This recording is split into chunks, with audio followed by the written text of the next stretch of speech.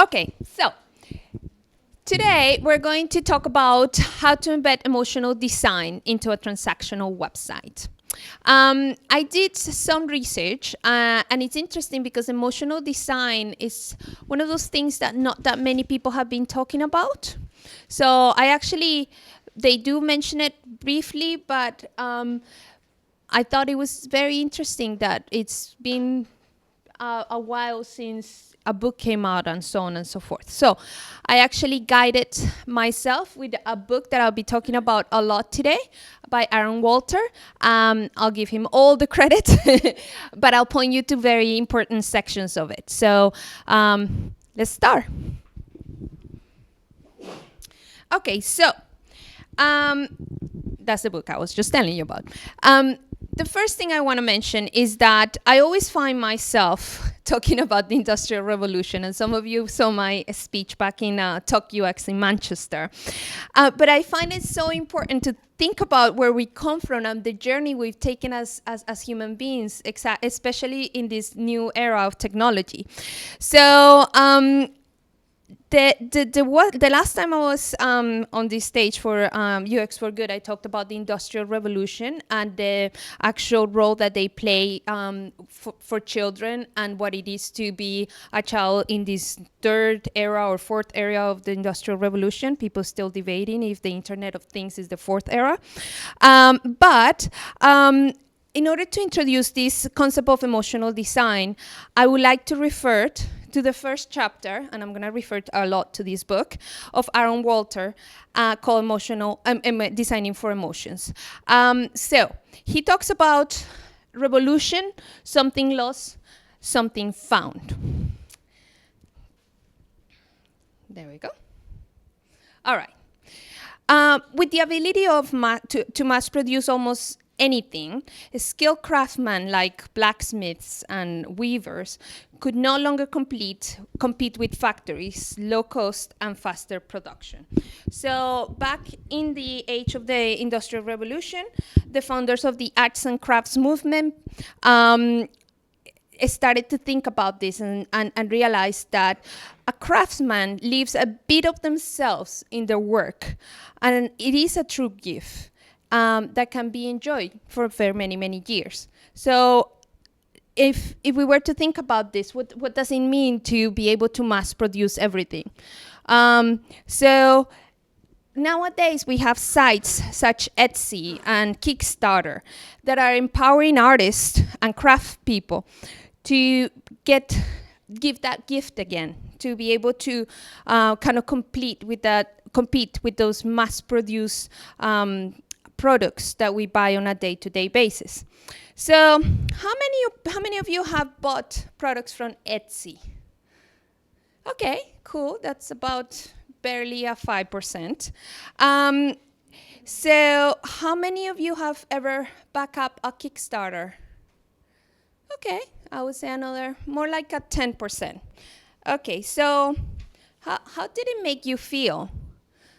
Can I guess that it make you feel a little bit different than just going on Amazon?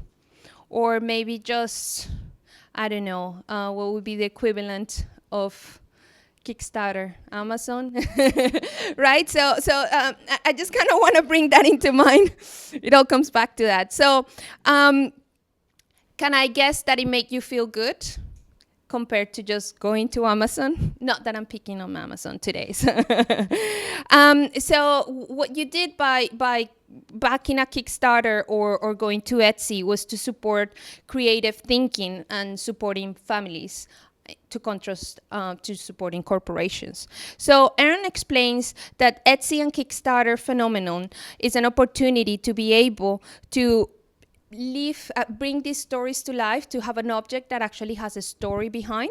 So it's a very interesting thing to start thinking about. And he also starts talking a little bit about what does it mean for us that we work in web design to be able to have so many things produce quickly. As web designers, we face kind of a similar situation, right?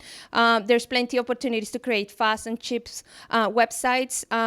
I personally love WordPress because literally in 5 minutes, I can have a website that 10 years ago would have taken a whole 6 months waterfall approach. So that's brilliant. I like the idea that we can do that so fast. But where is the craftsmanship in all of this, right? So how can we live a bit of ourselves with this approach? So where is the true gift that we want to kind of bring together? So Aaron invited us to follow a different path where we present the human touch in what we design, and to kind of show ourselves, kind of showing ourselves is essential, kind of bringing that human factor in. So this takes me to the definition of emotional design as Aaron defines it. So is in psychology and craftsmanship a good example of the concept when you go online and you think about, buying something in Etsy, right? And I've seen this done quite a bit. The minute where the parcel arrives, because it has been handmade, the actual seller have put a really, really personalized note. They have actually thought about how you open the package and how kind of the first layer is going to make you feel, and the second layer, and so on and so forth. So really think about the fact that our previous arts and craft movement have paved the way to bringing that human touch and showing ourselves. And it's something that is absolutely essential for what we do every day. So the following is what I like to use as pretty much the definition of emotional design, is using psychology and craftsmanship to create an experience for users that make them feel like there's a person and not a machine at the other end of the connection. Okay? So this brings me to the next point. Does any one of you know? This is actually interesting because my company did a lot of work on this. Does anyone of you know which one is the fastest growing language in the UK? I'm happy to take guesses. Mandarin. Mandarin? Okay. French. I'm sorry? Arabic. Arabic? French. Actually, I did find that one. French? Polish. Spanish? Polish. Polish? Okay, Polish. Okay, so this is your answer. Emojis, okay? So actually, and it could be stretching it a little bit, but they have done lots of research on this. And a study done by Professor Evans from Bangor University actually found out that it is one of the fastest language right now, right? And it's very interesting because how many times have you debated putting a smiley face in what you write? How many times have you actually done it and then stop and maybe not do it and then kind of have a literally 30 seconds? Is it professional enough? Should I be doing it? Come on, am I the only one? I have people helping me sometimes proofread my beautiful English, and I have these conversations. I had it before. This is professional. I'm like, how do I bring the human aspect, right? I do feel that smiley face changes the tone in so many ways, right? So I do have these constant debates, and it's a very interesting phenomenon, because to me that as writers, as we are all the time, that's how we bring emotion, and it's a fastest growing language. Why not? All right, so the next thing I'm going to talk about is how in the 50s and 60s, an American psychologist, Maslow, there you go. Abraham Maslow discovered something that we all knew. but he actually put it into words. And it's pretty much talking about our needs. So no matter our age, our gender, our race, we all have basic needs. And what's really interesting about this pyramid is that it kind of shows you how important they are. The bottom of the pyramid is absolutely necessary. And then everything that goes as it goes up is more of a leisure thing. So one of the things that Aaron did in his book is he kind of mapped them into what it means for users, right? So now that we're designing interfaces, how do you translate that pyramid? So he argues that interface design is design for humans. So the pyramid applies, but he just changed things a little bit, and the top it just becomes the pleasurable part, okay? So let's quickly study the bottom of the pyramid, okay? So for users' needs to be met, an interface must be functional. I feel like I'm stating the obvious, right? If the user can't complete a task, they certainly won't spend much time in your application. So after they feel like that would be taken care of, then they can actually come back and feel confident that that's something that they understand and they can actually work with. So the interface must be reliable. So if the web server drops out immediately or intermittently, or the service is just unreliable, most likely users are never going to come back to your website. The interface must be usable. And this is where our beautiful research aspect of UX comes into place, right? So it could be very functional, very reliable, and then user research comes along and proves us all wrong or all right. So I think that one of the things that's been really interesting in our field for UX is that we kind of stop there, right?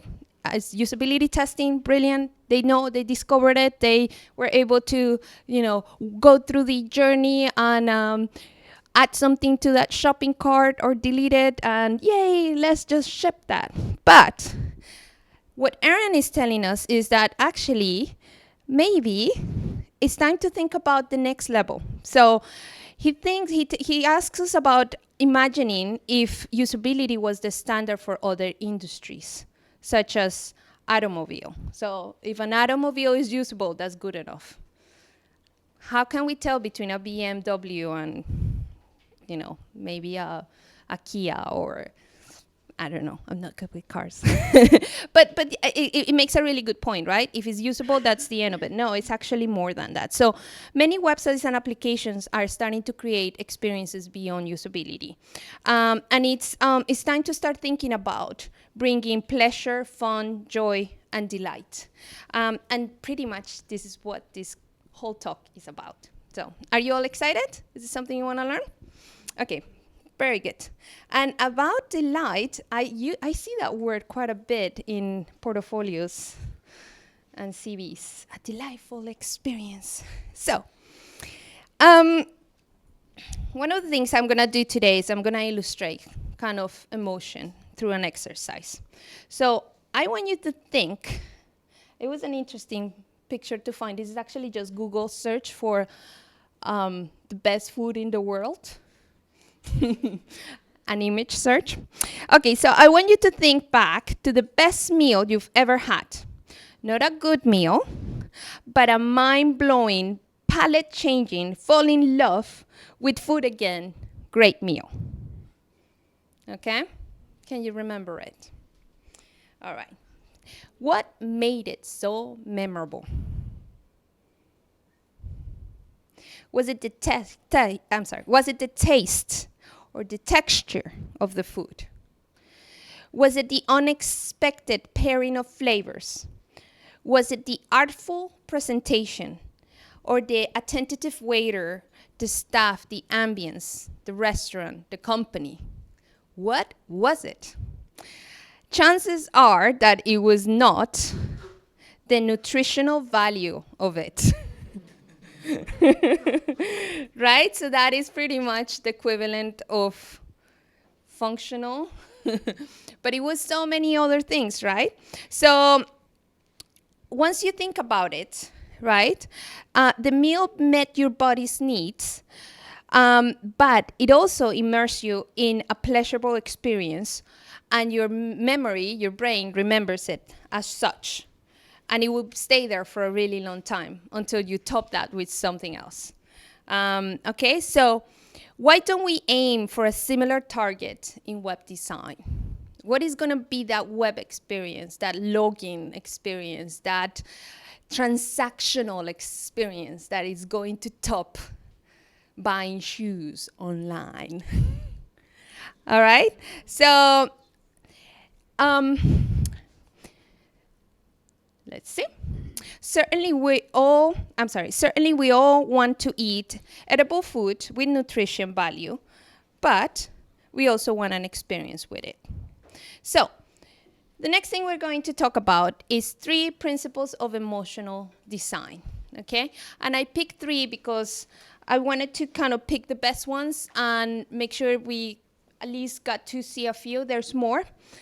But let's talk about these 3. So the first one is let your brand personality show. And this one comes really close to my heart because I'm an advisor for a few startups. And I am really, really interested in a very early stage of a startup. This is even before they go into funding and talking to investors. And it's very interesting to see how startups sometimes don't really think about their brand. And it's so important. And the first principle is let your brand personality show. So when you present your brand, it has to be clear to the audience how it relates as if it was another human being, right? It creates the empathy and it helps you, the audience, better see themselves as part of the brand. And humans wants to connect with humans. And at a industry level, that other human is that brand. So I find brand something that is very, very interesting to always have in mind, and remember that that is going to be the personality that you're bringing into place. I am wondering if I turned this off already. That's good? All right, good. Okay, very good. So, sorry, I should have changed to that one. So, emotional design turns casual users into fanatics ready to tell others about their positive experience. Again, brand. My next one, well, it's not mine, but the next one, it actually almost feels mine because it's about parenting and such. How many of you are parents in the audience? Wow. I feel like an awful mother that left her children behind now. Okay, good. One person. All right. So I guess I can talk a little bit more about this one. So the baby face bias. Has any one of you heard of that before? All right. Yeah. It's a very interesting one. So we can learn a lot about design and how to communicate effectively with our audience by studying evolutionary psychology. So pretty much our human nature. So evolution has given us baby goggles. And it's funny how Walter puts it, but Jeff Atwood, he actually blogs a lot about technology, mostly code and stuff. But right around the time my youngest was 1 year old, he posted that blog post, and it just resonated so much with me because what it talks about, is it really worth it to have children? You know, it's such a pain. But he talked about the 51% against the 49%, and how the 51 is the most subliminal joy ever felt, and the 49 is incredible pain. So we as humans have this really strong attachment to babies. We look at a baby face and we just melt. And some of you may just not want to show it, but you internally must feel something. And it's to the point that actually scientists believe that the reason why we react to babies' faces that way, can someone guess? It's actually a little creepy. No? Well, guess who the predator would be? us. They believe that one of the reasons babies have such cute faces is that we don't kill them. And I know it sounds a little bit like a stretching it, but it's true. I mean, again, this is about bringing who we really are and evolutionary psychology, right? And I think I can tell that there aren't that many parents in the room, because there's moments that you just go, of course, I'm not going to kill you, but it's like, wow, what did I get myself into? It is tough. Being a parent is one of the most amazing roller coasters rides you've ever experienced. And what's really interesting, and I'm just going to do a little spoil alert, one of the talks that I have in the pipeline is to talk about parenting and how as parents, whether we want it or like it or not, we're user experience designers, okay? Think about your parents and the experience that they provided to you for the first 15 years of your life, right? So it is a very interesting thing to think about, and how you can bring those feelings into your website. So cats are another ones that are very, very overly used. And then any other babies or cubs and so on and so forth. So that is the principle number 2. Oh, and this is an example. So in this website, they're using the baby face bias principle to kind of get people attached to the brand. All right, so the next thing I want to talk about is personality. And I was really, really happy to find out that this chapter is actually available to anyone. So if you're not sure if this book is the right one for you, go ahead and give it a try, read this chapter, and just learn a little bit about a personality from Aaron. So here we go. Personality is the platform for emotion. Emotional design primary goal is to facilitate human-to-human communication. And I think that's one of the reasons emojis are so famous, because it facilitates communication. It makes us laugh. It is very close to, almost, it's actually sometimes better than just picking up the phone and talking to the other person. So, if we're doing our job well, the computer descends into the background and the personality rises to the surface. So to achieve this goal, we must consider how to interact with one another in real life. So think about how we actually, say hello, how we actually, one of my favorite analogies are how we sell when we go into a department store and how we sell online sometimes. So when you log into that website and suddenly you have that interrupt telling you, buy now, buy now. I like to use that analogy of if you were to enter into Devenants, if you went to go into, would someone be on your face asking you to buy something? No, most likely first they hold a nice conversation, right? And they get that emotional connection from you. And then they say, oh, did you know we have blah, blah, blah. So how do we bring that into our web design? So next slide. This one really quick talks about how it was so important when we started kind of printing documents to bring back the handwriting kind of feeling into Bibles. And I find fonts are typography in general, an interesting kind of way to demonstrate how we need that. We need that connection. So if you think about every single tutorial you've done out there on the website, it usually uses scratchy kind of handwritten fonts.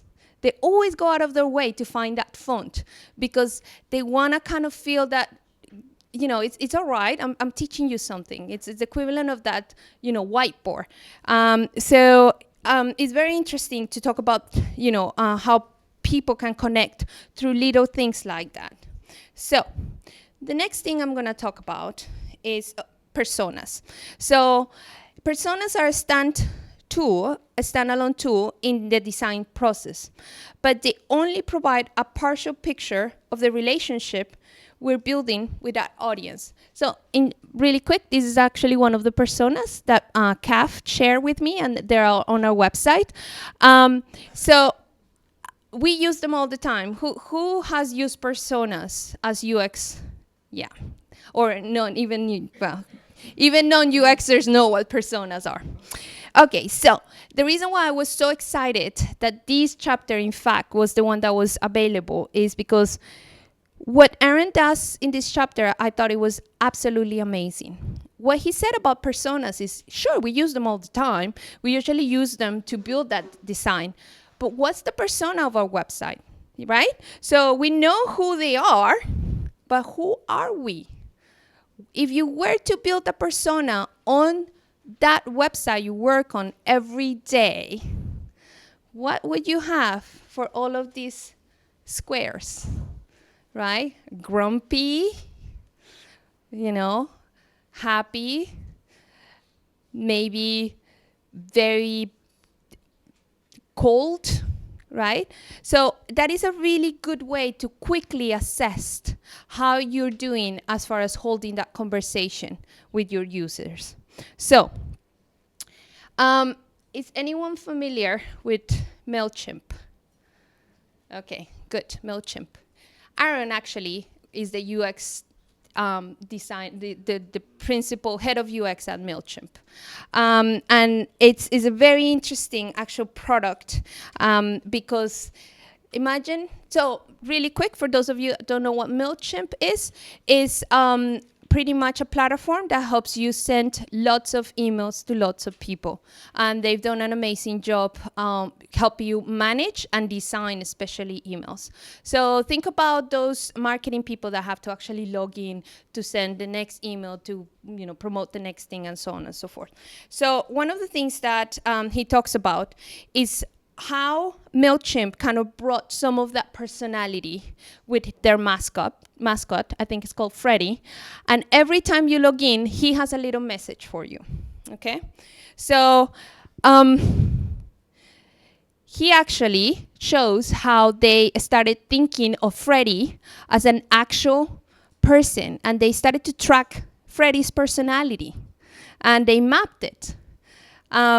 So again, is the concept of bringing personas into the actual product that you produce. So to me, that was a very interesting concept. So the next thing I would like to talk about is strategies for implementing emotional design. So this is the actionable bit. So surprise.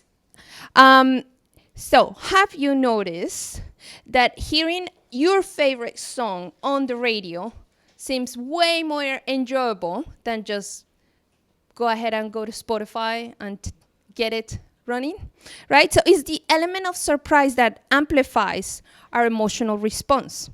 Is that anticipation, is that not knowing that what's gonna happen. So I'm gonna show you this website. I know it's really hard to see from at the back, but I'm going to describe this bit right here. It says do not pull, okay? So, someone asked a question, and I really want to thank those of you that went to kind of ask questions as I was trying to put questions together.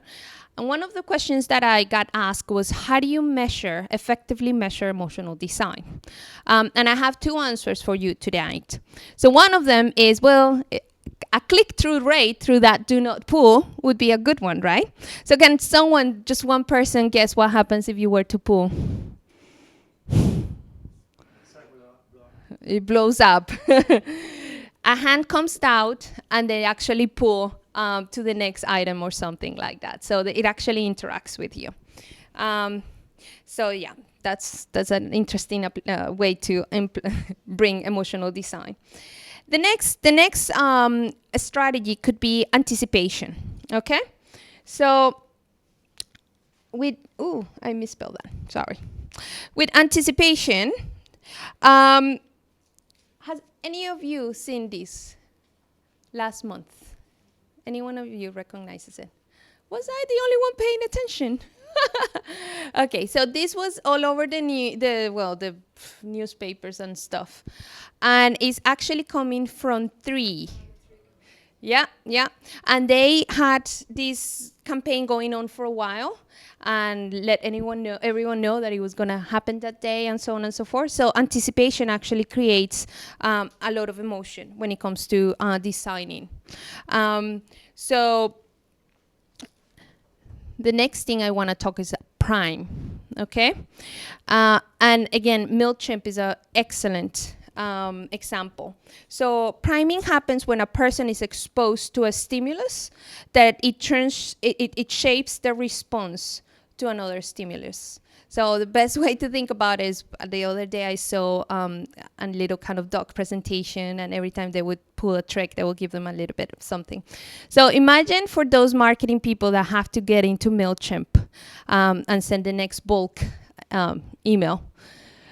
Do you think they're expecting something new every time they log in? Do they pay attention to that funny message about who you know that be the best bananas? Yeah, that's the first one right there.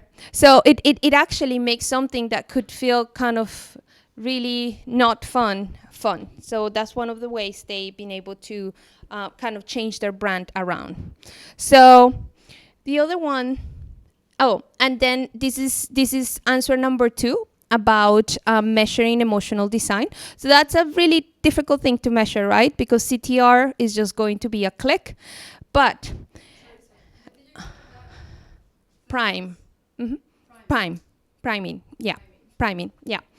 So going back to measuring emotional design, these are all the tweets that MailChimp gets about that experience, okay?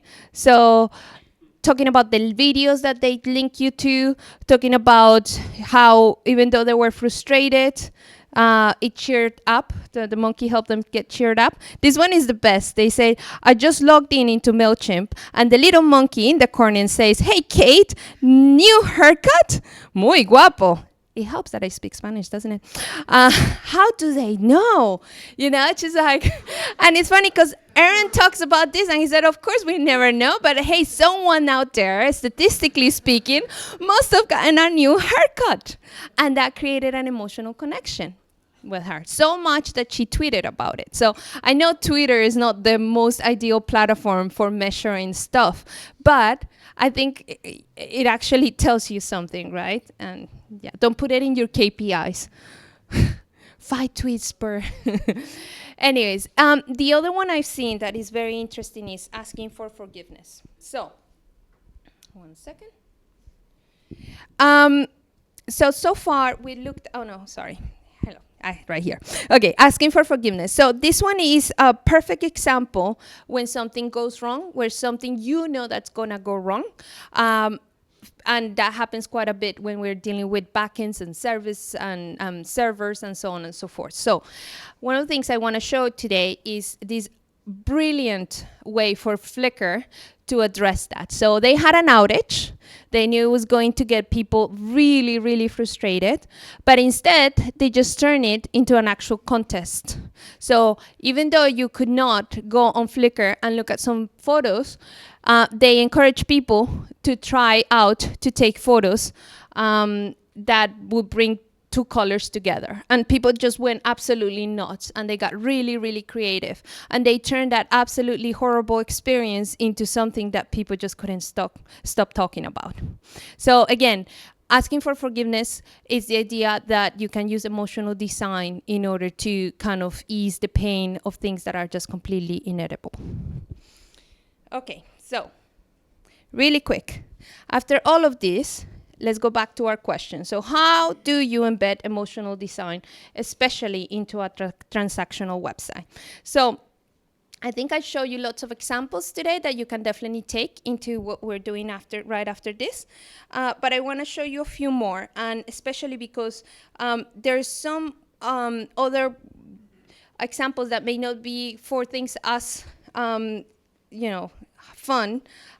So, for example, telling a story is a good way to bring emotional design.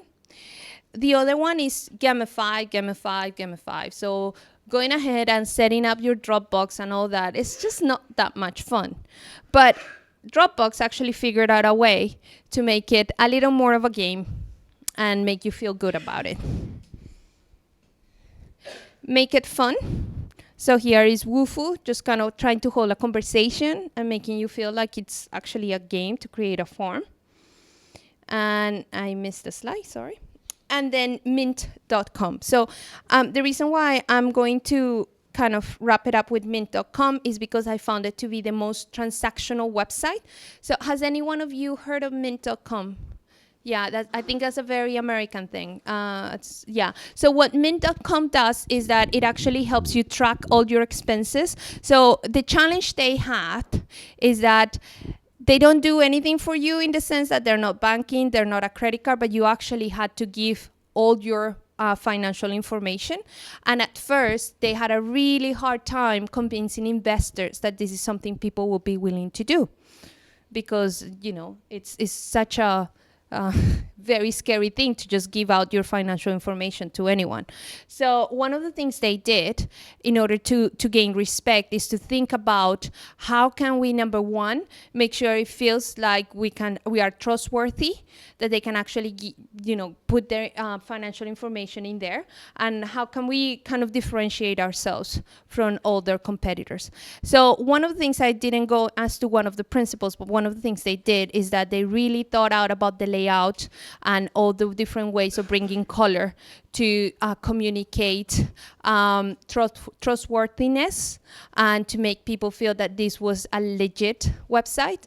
And it's a very interesting thing, because the other day I was in one of those websites that do like credit reports and stuff, and it felt so old-fashioned, and I did go through that emotional kind of decision tree myself. I'm like, how can they give me, information about my credit when it feels so old-fashioned, when the colors are so dated and so on and so forth? Keep in mind, I'm very biased because I'm a, UX designer.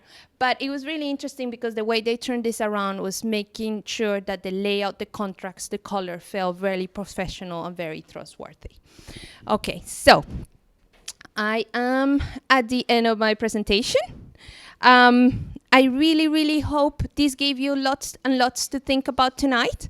And it is an absolutely wonderful, wonderful subject to talk about, especially because it reminds us how human we are, like that baby face concept that I talked about. It scared a few of you, but it is true. It's very interesting when you go back into our psychology, who we really are, and how we actually can bring that to life into our websites and all the stuff we work on a day-to-day basis.